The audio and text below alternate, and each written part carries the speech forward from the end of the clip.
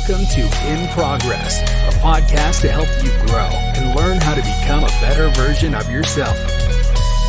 Now, here's your host, Michael Sirigliano. Welcome, everybody, to In Progress. I'm your host, Michael Sirigliano, with special guest Pat Collins. How are you doing today, Pat? I'm doing very well. How you doing, Mike? I'm doing good. I want to thank you for coming on today and making time to get on the podcast and teach these people about the journey you've had through spirituality. Absolutely. I don't think there's ever been a situation in my life where I took myself from a situation and I was worse off for it. Ever. I can't think of one time. It's just not how it works. Mm-hmm. And you look back at like all the stuff that you worried about in the past, it all worked out. Yeah. Like, I mean, no matter what, like whether it's ex-girlfriends that I thought were the one. Oh, yeah. Everyone thought it was the one. And then the next one's always better. Yep. Or like when I used to work with you at Sprint, I left a job being a waiter to go work at Sprint. It was a better job. I enjoyed myself more. I left Sprint finally to go work for another cell phone company. And it was a better job. It's always better. It's scary, but it's always better. And I went from Sprint to doing real estate to doing digital marketing to now I'm working at a restaurant. And for me, this is the best job I've ever had. Really? Yes. That's amazing. That's amazing. It's a great job. I love it. I love it. I've never enjoyed a job as much as I do now. Like, I don't even feel like I'm working. Like, absolutely. I love Talking it, to people dude. all day. Talking to people all day, just like service to others. Like, that's a big thing with the law of one, where they say that, like, basically, this is where someone channeled something, and it was supposedly this being called Ra. It was like the same one that they worshipped back in Egypt. Yeah. But he said they kind of got it wrong because we weren't really. They're like 6-dimensional beings or some shit like that. The funny thing is, after I read all this and was like, wow, a lot of this makes sense, I found out the girl who channeled it was born the same day I was. We shared a birthday. I was like, what? That's so crazy. Right? But like, a lot of the thing is they say like in this density or dimension or whatever, like we're here to kind of polarize one way or the other, like service to others or service to self. And like if you look at, there's basically two types of people, really. And a lot of people are just unconscious of it, so they're kind of like more towards the service to self without realizing it. But like once you're aware of it, it's like, again, we're all one thing. So you shouldn't be just trying to take all the resources for yourself because that fucks over everyone else. Exactly. You want to spread it out to everyone else so that the whole thing works better. Yeah. Service to others is service to self. 100%. It always comes back. So like, when I was like, I ran out of unemployment and I was like, I need a job and I can't be making money on this like website quite yet. It's going to take maybe a couple of years before I'm making money online. Enough to support myself. So I was like, I need some sort of a job. And then I just wanted to do it. And then I was thinking like, as a server, I was like, service to others. Yes, I'm literally serving. And now you fucking love it. I really do love it. I love it. I do. And I think honestly the mentality, the service to self, exclusively service to self mentality, is something taught to us as we grow up, especially in America, I feel. Because I remember the competition thing. The capitalism that breeds competition and all of that, which competition is good to an extent, and it's healthy to an extent. But I will never forget, I mean, you always preach this, but I'll never forget the day that we were sitting in the backyard at the table, and we were drinking, maybe smoking, I don't know. And I said to you... Wait, what backyard? Bag's backyard. Oh, yes. And we were in the backyard. And what you used to say, because I was big into money. I was big into I'm going to make the most money. And I said, I want to make like millions or something like that. I want to have a job where I can make millions. And you said, why? And I'm like, because then I can afford all these things. And you're like, but are you going to be happy? Like, yeah, I'll be rich. Like, no. You'll be rich, but are you going to be happy? And I'm like, yeah, being rich means you're happy. And you're like, no. And you basically broke down. Money does not equal happiness. But in America, we are taught from age 1, like ground zero, money equals happiness. Like, get a good job. Get a good paying job. Well, make think about millions. it. You don't need that. Like, I think a statistic was put out where you only need like $70,000, $80,000 a year to be good. And then after that, it doesn't really matter. Yeah, and then after that, it doesn't matter, and like you just have a little extra money, but it doesn't really make that big of a difference until you're like in the millions and billions. But like your lifestyle doesn't really change, just like the brand of the things you're buying changes.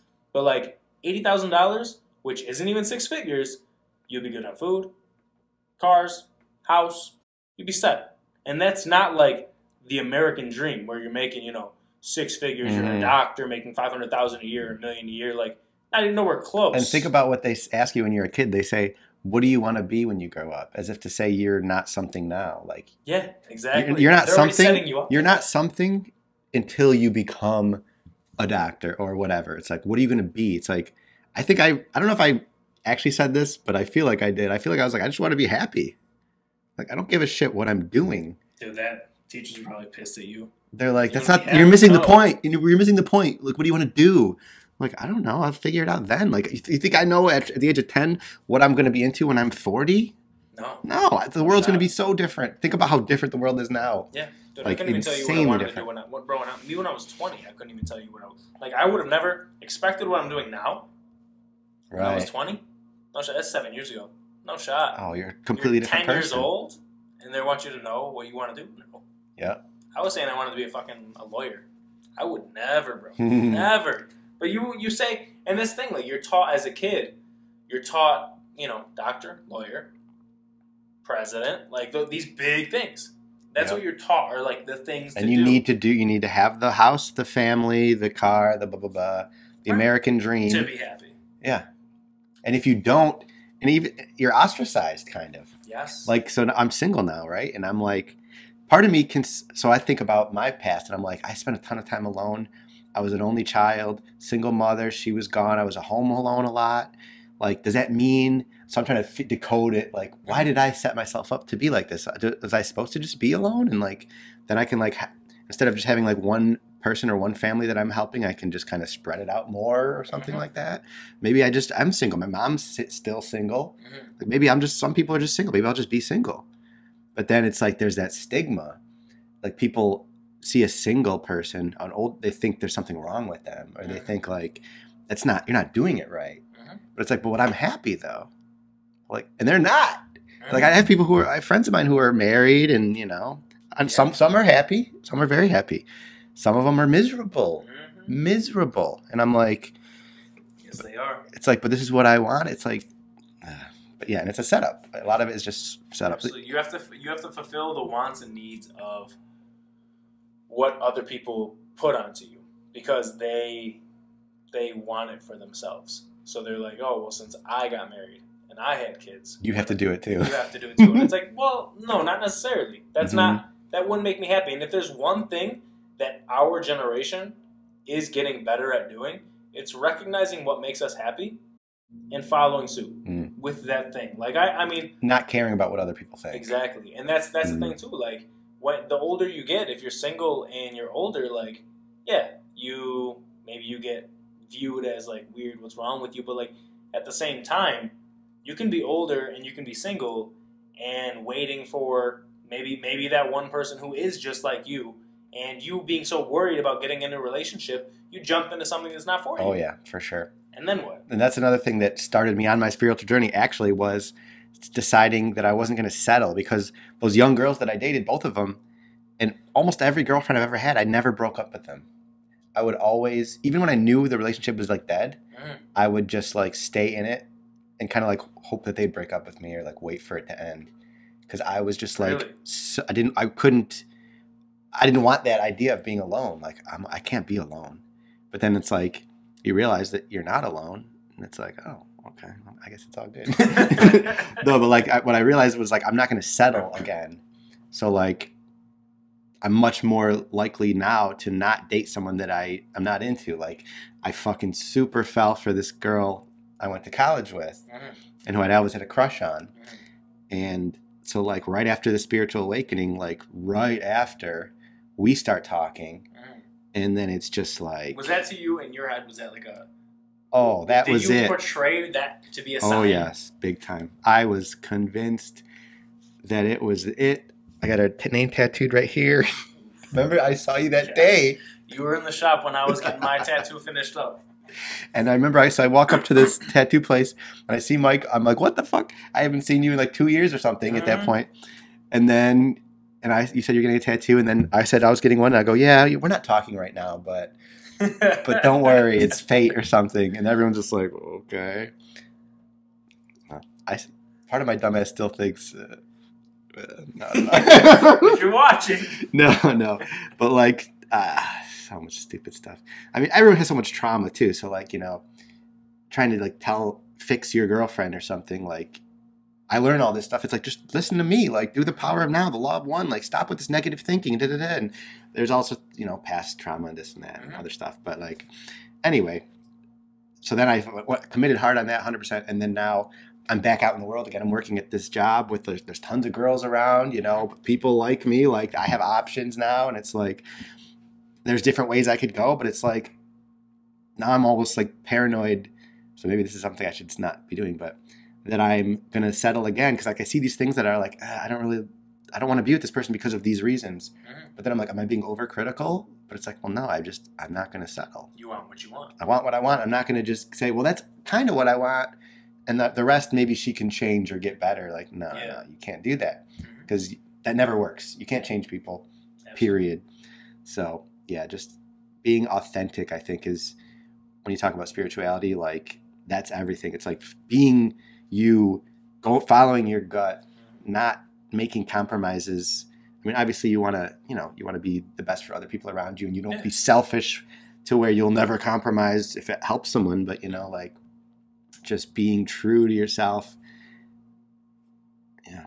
I mean, the whole thing with like the girlfriend and all that, like I feel like I'm in the same boat as you almost, where like a lot of the girls that I have gotten with in the past were like, like, how do I put it? Like projects. You know what I'm saying? Like, where like they're 100%. Great girls, and every one of them phenomenal girls. Yeah. But I feel like there was always a part of them that wasn't up to par. That I was like, there's something that I was like, I can help you. I'm gonna take one for the not even take one for the team, but like I'll be there to help you through this. Like I dated a girl with a kid when I was like 21. Yeah. And nothing against her or girls with kids, like phenomenal. But at that age, I was so young and so new to the dating scene. Like I only had one girl prior to that. And I remember I jumped in and I was like, she has a kid, but I know she has a kid. And guys typically don't go for girls with kids. Especially young guys. So I was like, I'm going to be that guy. I'm going to be the guy that jumps in. Yeah, I'm going to be the hero that jumps in with a good job to help support her and this kid. And the thing is, the relationship self-destructs. Yeah. Like, after a while, you start seeing other reasons why they're single, and you're like, oh, I didn't even look at any of these before. Like, I thought I could change all these things, but, like, unless the person's open to making these changes with you, you're beating a dead horse, and you can't do anything about that. So now you're kind of stuck in a situation where it's like, okay, so I'm trying to help you, but you're not trying to help you. And now you flip it. This is something that took me a while to realize. You flip it and put yourself in their shoes, and now they're dating someone who's constantly telling them they need to change. Like, I love you, babe, but stop smoking, or you got to do this better, you got to do that better. It's like, don't you love me for me? Yeah, it's exactly. Like, I mean, I do, but I also want what's best for you. It's like you're dadding them or something. And that's it's the like, worst too. And I mean, I was actually talking to a mutual friend of ours earlier today, actually, and he was telling me how he went through this big thing with his girlfriend earlier today. Oh. And you know what I'm talking about? I think I just saw that. I can't believe you that. Saw it, then, I can't believe that. So we were talking. He came over to my house and we were talking, and he was saying how in the relationship he'd always be the one who has to change. every time. And he despised that. Like, they would have a problem, and he'd be the one that has to change. She didn't have to change. He did. And then it makes you realize, like... That's who we are when we're doing that. Being. Yeah, we're like, you need to change this small thing or this small thing. It's like, we're not perfect, you know? No, not at all. And you don't want to be... You don't want to be that dad figure to your girlfriend. You want to be that boyfriend figure to your girlfriend. Right. And that's why you need to find somebody who is complete. And that, I feel like, is the hardest thing to do, is find somebody who's complete. Or who's just good with themselves and got their shit together to some degree. Because that whole, like, find your other half thing is not true. You have to find someone who is complete in themselves and happy with themselves, and you meet, and then you create a life together that way. But a lot of people are like, oh, well, that's my other half. And it's like, cool, but, like... It's not, though. It's not cool at all. Yeah, I would say stuff to this one, and I would be, like, super honest about it, which I maybe shouldn't have, but I'm like, listen... I have this new outlook on life. I love everyone, like everyone equally. So I'm like, so she's like, well, you don't love me more than everyone else? And I'm like making an exception for you, basically. It's so horrible. No wonder it didn't work. But like, I'm like, basically like, I mean, because deep down it's like, no, I'd love you the same as everyone else. But I just like being around you, and, you know, I want to be with you. I don't want to be with anyone but you. But to say that I love you more than someone else, I don't. You know, like, absolutely. Yeah, that's hard for people to understand, like, because they take it personally and they think it's not about that. It's just it's bigger than that. Yeah, and, you know. Exactly. It comes from a loving place as opposed to it's not like you're less than because of this. It's like everyone's awesome. More than because of this. We're all great. Yeah, like, and so are you. You know. Yeah. No, I don't love you more. I don't think I actually said that, but I kind of said that. I was like, you're like an exception, but like you are the exception. Like you're, you know. Yeah, so I got some things to learn, I guess. When it comes to that. It works out. No. So have you with the Taoism and all of that, and I've actually recently started talking to somebody about Stoicism. Oh yeah, how do you feel about Stoicism? Amazing. What teachings of Stoicism do you implement? It's very much about that whole be the rock type thing, like be immovable, like I feel like I picture a Stoic as just like a statue that just can't be touched. Yeah. And it's like, I'm going to do what I want. I'm going to feel and be who I want. Nothing anyone says or does is going to affect me. I can't be touched. I'm untouchable. And I'm just going to do what I do. And if you don't like it, doesn't matter. Do you try and live your life that way? That Stoic way? 100%. 100%. I look forward, and it doesn't really happen to me much, but like, I look forward to people like yelling at me and stuff so I can like have an opportunity to not react. You know? Really? Like, but it's probably the worst thing for people yelling. It's a great feeling though to be like, because back in the day, I could remember like someone yells at me and I yell back and I want to really hurt them, and I'm good with my words. I can make you feel bad or really like dig into you and really say some mean shit or whatever. Yeah. But like that's, you know, so now it's like just not reacting is like so powerful, and they really, because when someone is acting a fool and then you don't react, because they want you to kind of meet them on their level and just turn into this big thing. Yeah. But if you don't do it, then, and you're not even speaking, if you're just kind of like looking at them, all they can hear are actually the words that they're saying, and they start to hear themselves. And they start to realize like, whoa, I'm acting crazy right now. If I act crazy with you, now we're both crazy and it's just a thing. Yeah. But if you're the only one acting crazy and I'm just like, why are you mad? Like, what's up? So yeah, I think that's a Stoicism type thing. You don't want to do it in like a "why you mad, bro" type situation. Yeah, but like you're not reacting. Just not reacting. Says that. Exactly. Yeah, and I feel like too when you're being on this journey, introduces you to people that are also on the journey or like meant to be. You know what I'm saying? Yeah. You're more aware of it in people. So like every time you meet a new person, you can tell pretty quickly like where they are. Yeah. And if they're kind of on the same page as you, or if they're just behind, not behind, but everyone's on, you reach a certain point where you start to realize this stuff or remember this type of stuff. And it's like, okay, they're me from 5 years ago or whatever. Like that was me a couple years ago. Like I've been there. You can see the progression or like where they are in the progression. And then when you meet someone who is with you or even further advanced than you, you're like, oh shit, you're very aware of it. And you're like, yes. And it's like your soulmate or something. You're like, yes, I fucking love you, Absolutely. dude. Absolutely. Yeah. Where do you see the awakening? Where do you see us in the stages? Like of for the whole world and everything? Yeah, like right now, where do you see the world in the awakening? Like I feel like this whole, we'll call it C19. So the videos C22 now. C22 at this point, right? I feel like that kind of opens people's eyes up. Yeah, I think that has to do with, it definitely has something to do with the whole awakening thing.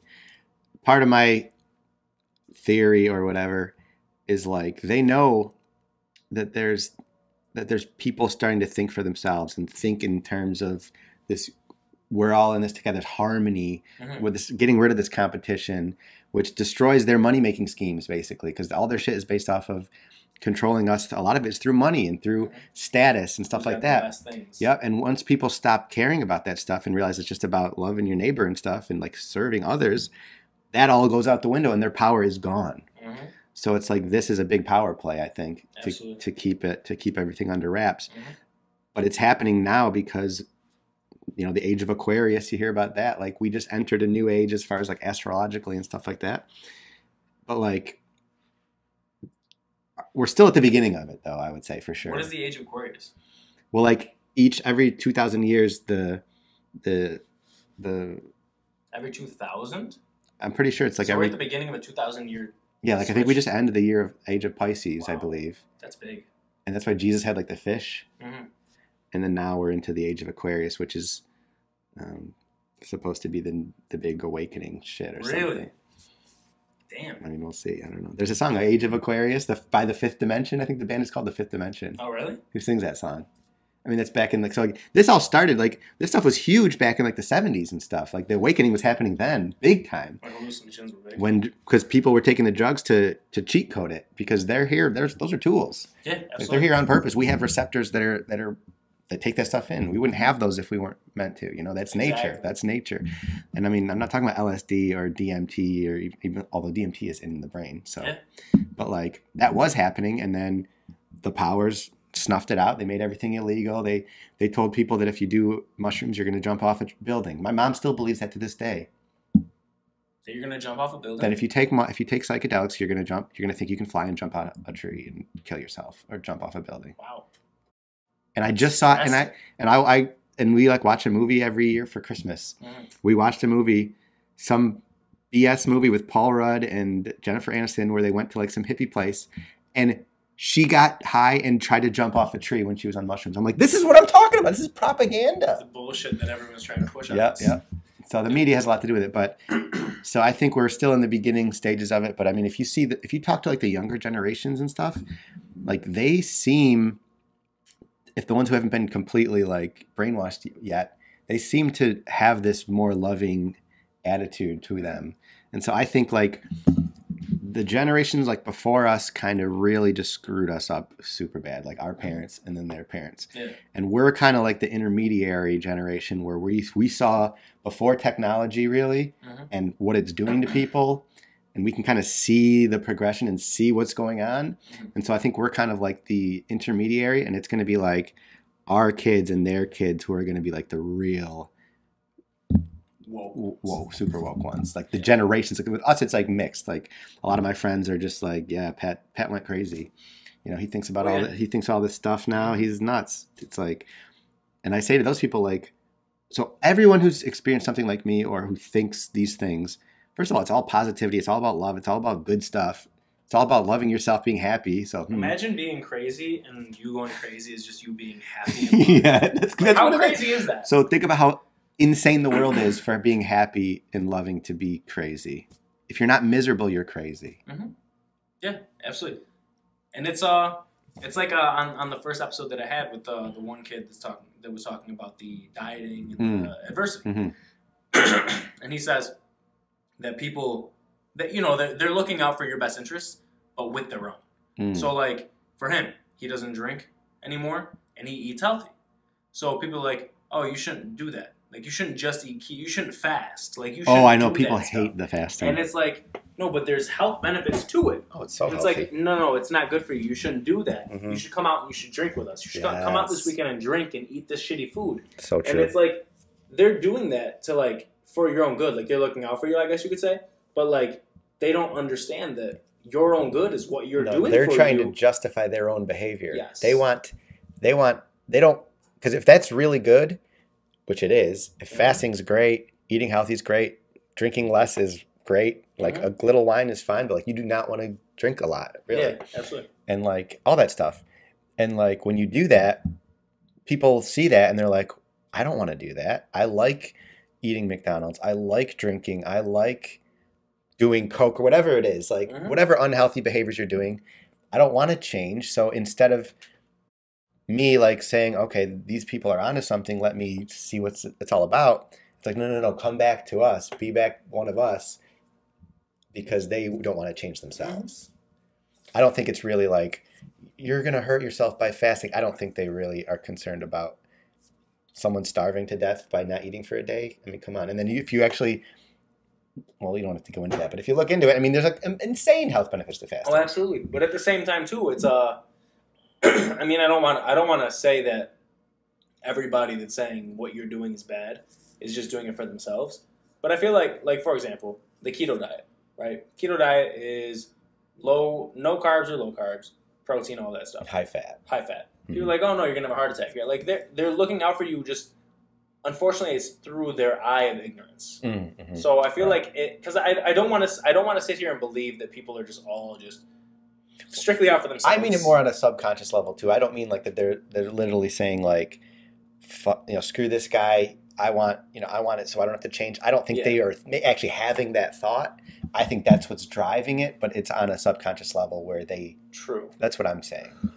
That is true. Yeah, you actually are right, because I mean, fasting is just like fasting is a very good example of it, where it's so healthy and people are so against it, but it's really like you have to be just blind to not see the things. Like people posting about the benefits. And if you were to look at them and see what they are, like there are scientific studies and stuff to prove this stuff. It's not just mumbo jumbo, and it's been going on for years and years. Yeah. And all of a sudden now, and then it goes into the whole conspiracy stuff too. On top of that, like, you can't make any money fasting. Exactly. You can't make money if you don't care about, nice clothes, or not even nice clothes, but like name brands or something. Those companies lose money. Like and they lose their punch out. It's all to feed into the big power of America. Like, don't fast so that you buy the food. And it all comes from a lack state of mind. Yeah. It's like and then the new way of thinking is abundance. And like that's the shift. It's like, I'm not lacking anything. I have everything right here. Everything else is just bonus. It's just like extra. But like, I'm not lacking anything. And if people believe that, then the whole system crashes. Exactly. Also, like, because we were talking earlier about Dolores Cannon and past life regression. How beneficial do you think that is to somebody going through this journey? I don't know, because I haven't done it. I haven't done it, so I can't say from experience. Although I will say, like, to someone who is like a doubter, I would say do that. Like, have you heard some of the stories? I've heard. Oh yeah, I've read a bunch of her books. They're really, really, really interesting. And she did that for like 40 years, and like complete strangers, and they were all saying very similar things. And when they were getting into these past life, they weren't just seeing the past lives. They would also she would also like be able to talk directly to their subconscious or their higher self or whatever, and get like answers like straight from God type stuff. Yes. And they were all saying the same stuff too. And a lot of them were pointing to this time where there's this big transition, and everything that I've read and everything that I kind of feel and think is that, like, I'm here to pick up the pieces after shit goes sideways, is what I think. I think it's going to get bad. It could get really bad. It's not, there's no such thing as bad, but like, people would think it's bad. People would be dying and whatever. Yeah. I mean, people are dying now, but I think it's going to get worse before it gets better. Yeah. And when I'm really going to shine is not now so much. It's when it's the aftermath. That's kind of what I feel. So you feel like you were you came to this earth to be the force that like helps us get out of whatever bullshit we end up in. Yeah, because like I think also I'm a very like curious and adventurous type person. Like I remember, random story, but like I was in a car accident with my cousins, like just a little, like we just like ran up on a hill and like hit a tree or something, not a tree, but a sign. And like I remember everyone was freaking out. I'm like, that was fun. Let's do it again. So like I'm interested in like just new weird stuff. So like I think if I had to guess what my like higher self said, like why Pat got sent down here, I probably was like curious to just live through it because like this is gonna be wild this time. So like, don't you want to experience that? Like that's gonna be crazy. To say that you went live through all this, and then when it gets to like the picking up the pieces type stuff, we need people who are that rock, who is like, it's all good. Like when everyone's freaking out, or if there's natural disasters, and you've seen some of the stories about the crazy stuff that's happening that, animals dying, natural disasters, this and that, like it's the end of the world types thing. Yeah. And I don't think the world is going to end, but I think this version of the world is kind of going to end, and it's going to be this new world that comes out of it. And I do think it's going to happen in our lifetimes, and I could be wrong about that. And I could be 50 years from now. Yeah. But like, if you look at how fast technology and everything is moving, I mean, things are changing very, very, very fast compared to all the years before us. Like when we were kids, like when I was a kid, Atari, I don't even think was out yet, but like that was the boom, boom video game. Yeah. And now VR is like, we're talking about the metaverse. And it's only been like 30 years since then. Metaverse is crazy, bro. So it's like, yeah, it's going to get crazy, I think. And then like Dolores Cannon, a lot of those people were saying that type of stuff. Uh-huh. And like the girl who channeled the Loved One, she was saying that there's going to be some stuff. And I mean, maybe not, but maybe I'm just crazy and morbid, but I'm excited to see what happens. I really just... I mean, that's a phenomenal outlook on what could be in our future. That's a phenomenal... It's going to end up good in the end. Yes, absolutely. And that's the important thing. And you're going to be the statue. One of many. You're going to be there too, doing the same thing. I want to say that I will be. I want to say you that will, because going through this journey with you and with all these other people, I feel like it brings you to a spot where like you're okay with everything. Right. You're just acceptance. Okay with everything. Yes. That goes back to the power now thing. It's like there's what is, and then there's what you want things to be, which isn't really real. And that's how you can have progress. I'm not saying progress is bad. Obviously, people have to progress society and stuff. Of course. But not everyone does. Some people can just say like it's all good and let everyone else. Like for me, it's like I'll let everyone else do the metaverse stuff and progress and stuff, and I'll just be here for more like on an emotional level. Like when people are freaking out and depressed, it's like, no, it's all good. Yeah, that type of thing. Like chill. So are you, when the metaverse does come into fruition, are you going to be one of the people that stays away? I'm definitely going to stay away. Really? For sure. And I can't say for forever, but as of right now, I don't like it. No. And you're not afraid of being like one of those people that doubted the internet in the 90s? And just like completely missing it completely, and it ends up being like a good thing. Well, I don't think it's possible to miss the internet anyway. And I think if the metaverse goes as big as it might, then it'll be inevitable. But I'm not going to be an early adopter. I'm definitely going to be I'm not a big tech guy. And also, there's one of the other, like, not to get into like prophecies and stuff, but like Nostradamus talks about this. But like also the Indian tribe, I think it's like the Hopi Indian tribe. Native American, yeah.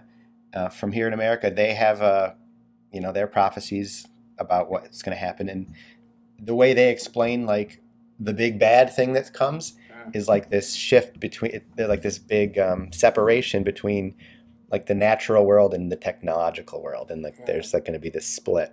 And there's going to be some people that go the artificial and some people that go the natural. And that's why I'm going into all this stuff.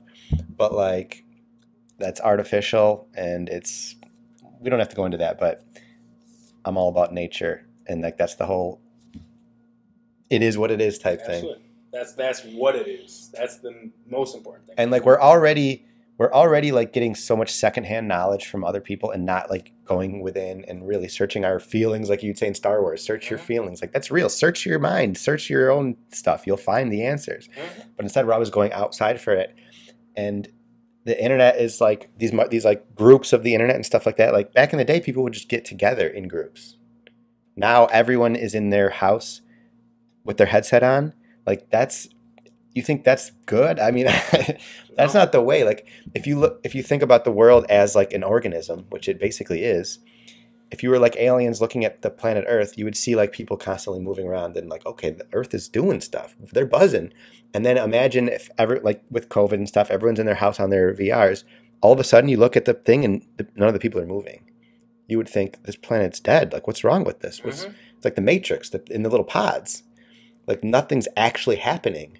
Because the stuff that happens in here, it's real in a sense, but it's really, I mean, it's not though. You know what I mean? Yeah, like absolutely. There's no real physical action. And that's why I got really into like, we need to ascend and we need to like, you know, leave these bodies and move to this fifth dimension and become spirits or whatever, which will probably happen in tons of years or whatever. But it's like, no, we're here to live here, not to live in there. So, yeah. Are you familiar with Neil deGrasse Tyson? Mm-hmm. Have you heard his theory on simulation theory? I'm not sure. So basically, simulation theory is the theory that we are currently in a simulation, right? Yeah, I've heard that. And I want to say that's not true right now. If it is, phenomenal work, because I have no idea. But when I was talking to my other guest, Rocco, talking about NFTs and the metaverse, he was explaining and breaking it down. And no joke, the metaverse sounds like the beginning stages of the Matrix. Like, basically, you put this VR on, and you go into this world. You spend cryptocurrency to buy things, clothes, houses, all of this stuff, and you can work and make cryptocurrency within the metaverse. And feed your real self. Yeah, exactly. And it's like, the Matrix could end up being the metaverse. Like, the metaverse and the Matrix could be the same thing. And it's crazy to think, because, like, if you think about it, right? And you think you support it? You think it's good? Do I think it's good? Well, you acted like when I said I was not really into it, you were like kind of surprised. It seemed like. So I don't think necessarily that the metaverse is good or bad. I see the positive in it, and I also see the negative. So the negative is, obviously, like you said, people aren't actually experiencing the real world. They're in this virtual world and living through that.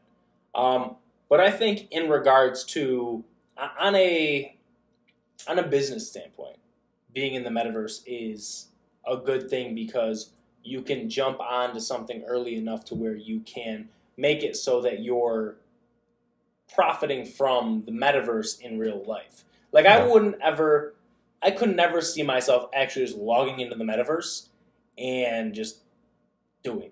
You know what I'm saying? Like, I couldn't see myself going into the metaverse and be like, oh, I got to go to my job now. Oh, let me get in the car and drive around, and let me go shopping and let me walk around. I couldn't see that. But, like, I've thought about, like, if the metaverse ends up being a thing, like, what if I have a podcast in the metaverse? Like, stuff like that, where it's like, but it's on a business standpoint. It's not like, I would never be able to, like, submerge myself into it like the Matrix. Because for me, it's like, you're living your true life here. You're feeling your things here. You're feeling everything here. You're meeting people. It's interpersonal here. In the metaverse, you, like, create a character. And you talk to virtual people. And it's like, it's all in the mind. And it's all in the mind. Because, like, in real life, people have auras, and there are feelings and gut feelings, and you might see someone and just, I like this person without even speaking to them. Like, you just get a feeling. None of that stuff happens in there. You can't.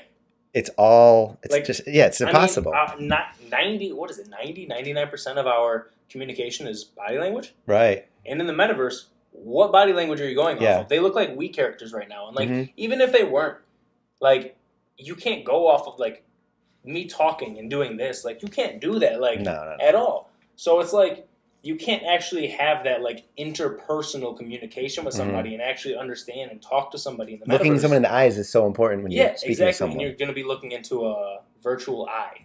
Like, it just, for me, I think it's a cool concept for video games. Like, you know, if I want to play, like, FIFA or Madden, and, like, I could jump into the metaverse and be a quarterback or be a defender. Fun for a game to play once in a while type thing. But, like, do I think that I would enjoy being at the point where, like, Rocco was explaining, where, like, you wake up, put the goggles on, and live your day like that? I'll be if the world goes that way and I'm the last person without headset, I'll be that person, and I'll just be the weird, crazy guy on the corner who doesn't have a headset. The only guy walking around outside. Yeah, the only guy walking around outside. Like, oh my God, he's got a tan. What's wrong with this guy? What's going on with this guy? But part of the reason like I stopped doing TikTok was similar to this metaverse thing, because like I don't want to direct people to TikTok at all. Mm-hmm. Originally, I was like, well, people are going to be on TikTok. But don't you think that could be beneficial? I think there are way more beneficial things than to be on your phone. I think in my perfect world, people stop. I don't even say watching podcasts, but like they do their own thing. They don't get all their information from a secondary source. They have primary stuff. So then, how does like someone learn about those through things? Direct experience, through their own. Right, but then somebody has to go through that epiphany. Someone has to have that experience to where it's like, oh, okay, so I got to do this. But like, what if they don't? Like, up until the point of me talking to you, I didn't really have that experience. Sure, like, but wasn't it living sure? life. But did it happen when you watched my videos, or did it happen when we actually talked to each other? So me watching your videos made me bring you onto the podcast, and then when we talked on the podcast, that made me have that experience. Right. See, though, when you didn't have that knowing something until we actually had a real conversation. Exactly. Which means. But some people aren't lucky enough to have someone like you in their life.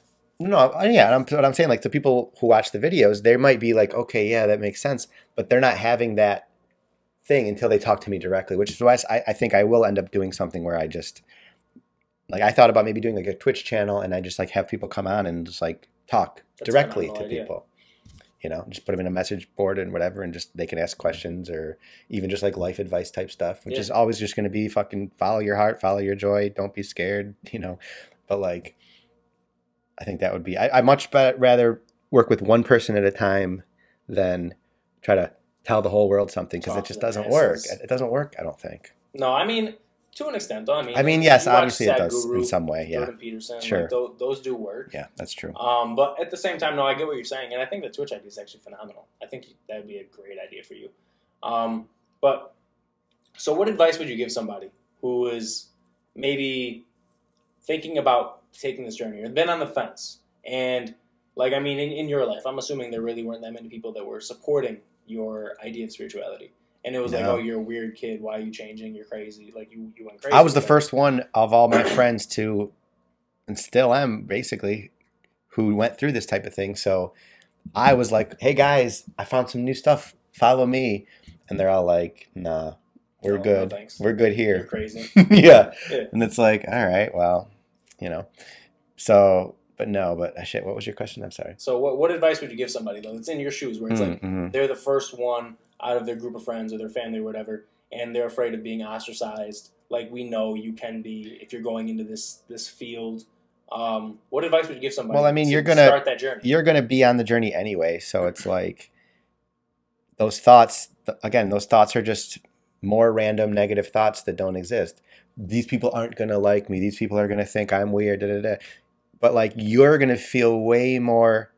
You're just gonna feel bad by like muting yourself and like faking it and pretending like you're not that person. Mm-hmm. Like, I started working, I'm at a restaurant now, and like, obviously I'm not all day talking about the power of now to everybody, but like anytime a situation comes up, in the past I probably would have just like said, you know, just kind of go with the flow as far as like let them do what they want and don't get involved, or just like, you know, I want to say something, but I don't want to seem weird or something. Right. But now it's just like, just say it, because you're gonna feel like that relief once you get it off your chest, and then you see how people react, and like if you're not attacking someone saying like you need to change or anything like that, but like if they see how you react to a certain situation, like something bad's happening in the restaurant or whatever, and everyone's freaking out, but you're just like, why? You're the only one who's not mad, and it's like, well, why isn't Pat mad? And then they start to think, maybe I don't have to be mad either. And like that type of thing. So it's like leading from example is the way to go. But like you know what it feels like when you mute yourself, you know, and absolutely. It's horrible, and there's no point to it. So no, absolutely. That's the feeling that I had after we had that conversation. I felt like I wasn't being true to myself. And that feeling is so overpowering. Yeah. And it's especially crazy when you break through it and then you're like, oh, like this is so much better and so much more authentic to yourself. Yeah. Like it's the worst feeling in the world when you're just like you said, muting yourself to appease others or whatever. Like that's absolutely the worst thing you could possibly do. You're faking it at that point. Yeah. And then what's one thing from this episode that you'd want to hammer home for the viewers? Like the one thing you want people to take away from this episode with you? Well, I don't want to get into psychedelics necessarily because I feel like they get a bad rap, and it's like, I mean, they're beneficial. I'm definitely going to start taking. You should. I think everyone should try psychedelics 100%. Yeah. Like take a big dose, and I'm not saying you want to find someone that you know who's done it before, maybe, and like get in a good setting, a safe place. Know that it's going to be a good time. Know that you're doing it to learn and grow and stuff, because a lot of it is you're making what you're thinking about. But like, if you don't believe in, if you think the spiritual stuff is like fake or something, take psychedelics. You'll find out it's not fake. I feel like anyone who's an atheist, and I don't believe in like the Christian God, like this man who's like smiting everyone, but like the God of the one source type thing. Yeah. If you don't believe in that, take psychedelics. You will. Go do some ayahuasca, do DMT, like I'm dead serious. Or even like you said, the past life regression thing, like the hypnosis. I mean, obviously there's easy things you can do, like you don't have to just go full out right off the bat, but I feel like that's the way to go. But like, you could get into meditation and stuff like that. You could, but absolutely, the psychedelics definitely help. That's just it just opens the door for you. It just makes the easiest way to get there. Yeah, for sure, and it's here for a reason. Absolutely. So, yeah. So I wanted to thank you for coming on today. Yeah, thanks for having me. It's absolutely. Fun. For anybody watching, I want to make sure that you like, comment, and subscribe to the YouTube channel. Any questions you have for me or Pat, feel free to comment or DM me. Yeah. And we'll bring them back on to discuss any of the questions that you guys had. And make sure to check out Pat. If he's got his Twitch up by this time, we'll throw that in the description. His website. Anything like that, any contact that we have for Pat is going to be in the description. Is there anything that you got going on that you want to plug? Well, I'm just going to say one more thing, that there's nothing but the present moment, right? So like these thoughts, these paranoid thoughts about the future, these I suck thoughts, all that negativity, it's not real. It's really not real. And if you can wrap your head around that and just keep reminding yourself what's real, which is just this one love. We're all in this together. There's no problems. Just kind of focus on that. You're going to be happy. And just, being happy is a choice. So make the right choice. I mean, you don't have to be miserable. Just don't do it. Absolutely. That was a great way to end it. Thanks for watching, guys.